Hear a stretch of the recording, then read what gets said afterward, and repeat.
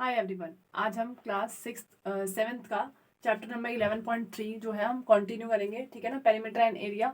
तो हम उसके कुछ पहले फॉर्मूलाज देख लेते हैं, बाद में उसके चैप्टर की बात करते हैं। बहुत ध्यान से सुनना कि यहाँ पर सर्कुलर शीट की बात हो रही है। अभी तक आपने ट्राइंगल का कर लिया, पैलोग्राम का कर लिया और आपने स्क्वायर का कर लिया, रेक्टेंगल कर लिया। अब सर्कल की बात हो रही है। सर्कल को हम पेरीमीटर नहीं बोलते, हम क्या बोलते हैं, सर्कमफ्रेंस बोलते हैं। तो सर्कमफ्रेंस का जो फॉर्मूला होता है, सर्कमफ्रेंस ऑफ सर्कल का 2πr।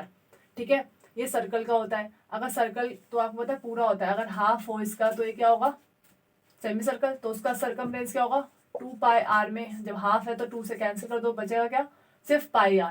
अगर एरिया पूछे सर्कल का तो क्या होगा, πr स्क्वायर। अब ये पाई क्या है, पाई की एक वैल्यू होती है, पाई होता है इक्वल टू, आप देख भी रखोगे बुक में आपको दे रखी होगी वैल्यू 22/7। अगर यही एरिया किसका पूछ ले, सर्कमफ्रेंस का, सॉरी सेमी सर्कल का, तो क्या होगा, πr स्क्वायर अपॉन 2। ठीक है, ये तो कुछ फॉर्मूले हैं। अगर आपसे पूछता है लेंथ, ठीक है, तब भी आप सर्कमफ्रेंस निकालोगे। ठीक है, और फेंस पूछता है तब भी आप सर्कमफ्रेंस निकालोगे।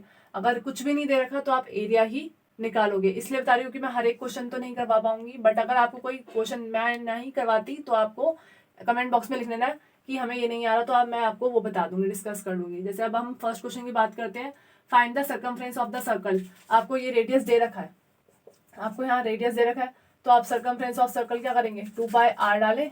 2 और पाई की वैल्यू मैंने जैसे बताया 22/7 होती है, और रेडियस की वैल्यू 14। कितना आया, 2।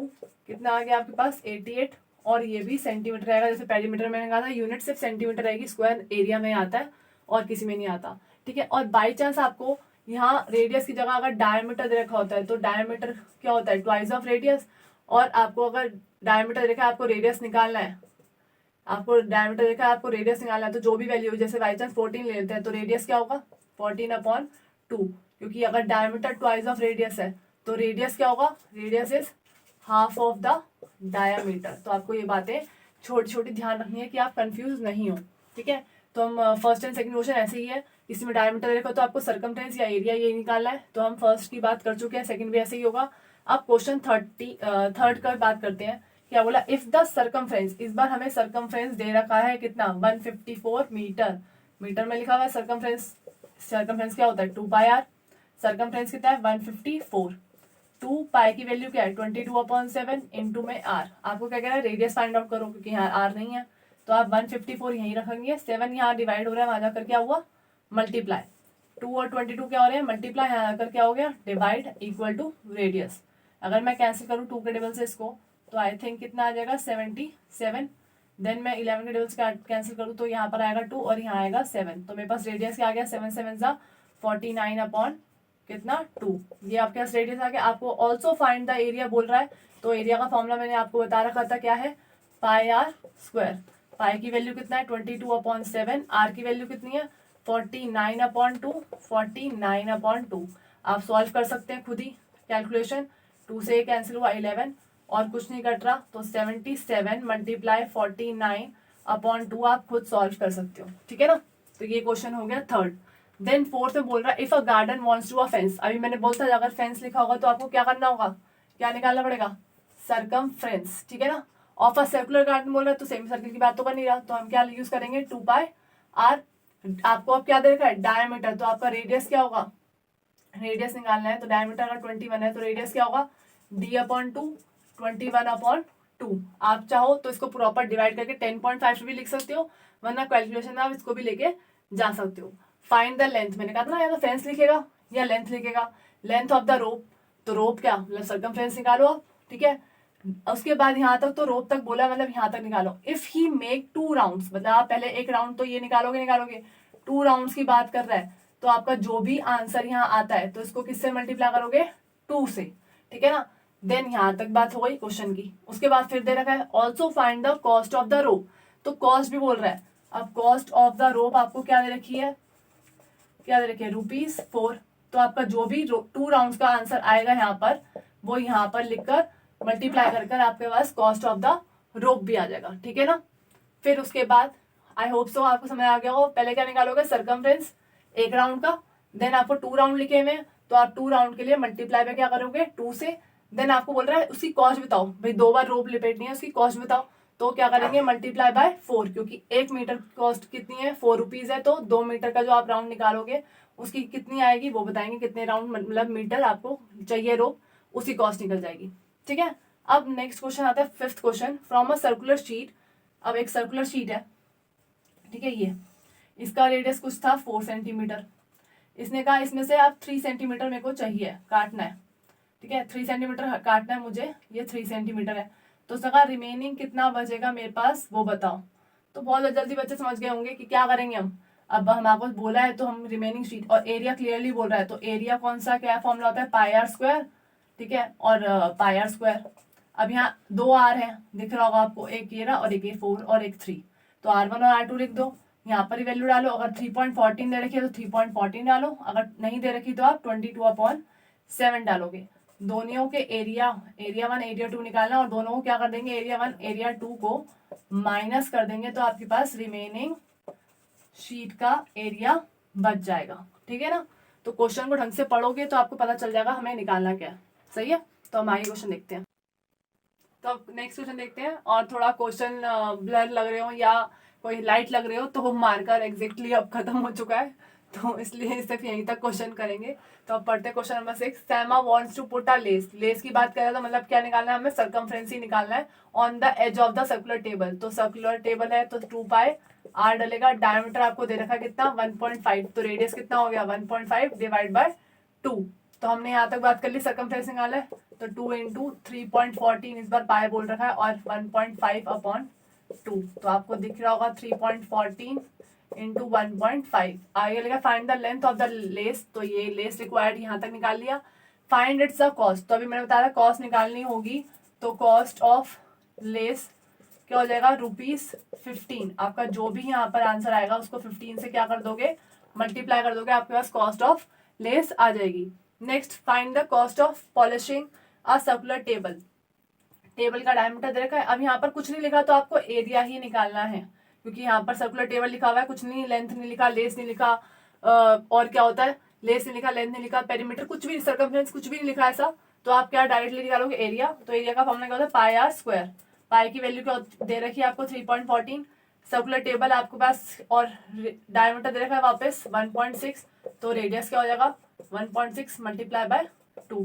कैंसिल करके आप 0.8 लिख सकते हो, आपके ऊपर है ये, और रेडियस तो स्क्वायर है तो 2 बार लिखेंगे। ठीक है, इसको कैलकुलेट करना है। फिर दोबारा कॉस्ट दे रखा है किसका, कॉस्ट ऑफ पॉलिशिंग का। अगर पॉलिशिंग की कॉस्ट कितनी रखी है ₹15, तो आपका जो भी आंसर यहाँ आएगा उसको रुपीज से मल्टीप्लाई कर देना 15 रुपीज से। ठीक है, सही है। Next Shazli took a wire, wire ले रही है तो मतलब वही लेंथ वापस आ गई, wire of length 44 centimetre bent in the shape of circle, find the radius. तो मतलब आपको लेंथ दे रखी है तो आपको सर्कमफ्रेंस इस बार दे रखा है। सर्कमफ्रेंस क्या होता है 2 पाई आर, आपको 44 ये दे रखा है, तो आपको क्या कह रहा है, क्या निकालो, रेडियस निकालो। ये लिखा है ना radius of the circle 2 into 22/7, क्योंकि हमें इस बार पाई की बात बोली ही नहीं है तो हम अपनी मर्जी से 22/7 ले सकते हैं जब तक नहीं दे रखा हो। यहाँ पर मेंशन था, यहाँ पर भी मेंशन था, इसलिए हमने 3.14 लिया। 44 मल्टीप्लाई 7, ये दोनों क्या हो रहे हैं मल्टीप्लाई, यहाँ कर क्या होगा डिवाइड, ये कैंसिल हुआ किसकी टेबल से, 11 की टेबल से कैंसिल करें, यहाँ 2 और यहाँ 4, 2 से ये कैंसिल करा, 2 से 2 कैंसिल करा, रेडियस कितना आ गया 7। ठीक है, ऑल्सो फाइंड द एरिया, हमें एरिया निकालना, तो एरिया आपको पता है कितने, पाई आर स्क्वायर करके निकाल सकते हो। बस यहाँ तक तो क्वेश्चन नहीं है, इसके आगे बोल रहा है अगर ये सर्कमफ्रेंस जो है अभी तक सर्कुलर, अब कौन सी शेप में था, सर्कल की शेप में बेंड करता, अब बोल रहा है कि अगर ये सेम वायर हम बेंड करें किसकी शेप में, सर्कुलर की शेप में, सॉरी स्क्वायर की शेप में, तो स्क्वायर का आपको पता है पेरीमीटर ऑफ स्क्वायर क्या होता है, पेरीमीटर ऑफ स्क्वायर क्या होता है 4 इंटू साइड, तो ये दे रखा था पेरीमीटर हमें, वही सेम लेंथ जो है 44, 4 इंटू साइड 44, 4 इंटू में कितना आ गया, ये साइड हमारे पास 11।